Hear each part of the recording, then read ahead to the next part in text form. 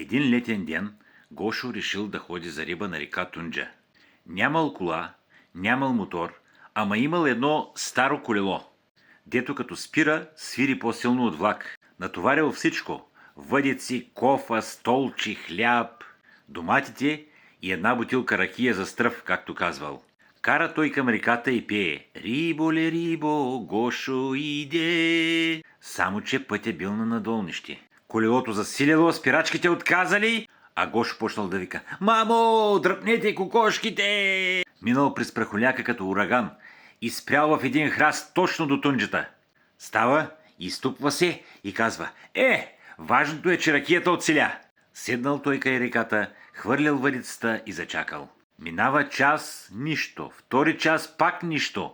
По едно време вижда как по реката плува огромен дънер. Гошо се загледал и казал: това дърво откъде се е развързало?" Обаче дънера изведнъж спрял насред водата. После се обърнал и му светнали две очи. Гошо прибледнял: "Леле, този дънер ме гледа!" Оказало се огромен сом.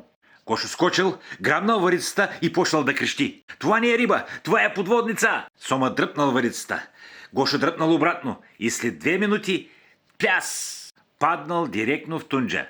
От брега се виждат само краката му как стърчат и се чува: "Дръжте го, той сом ще ме влачи до Турция!"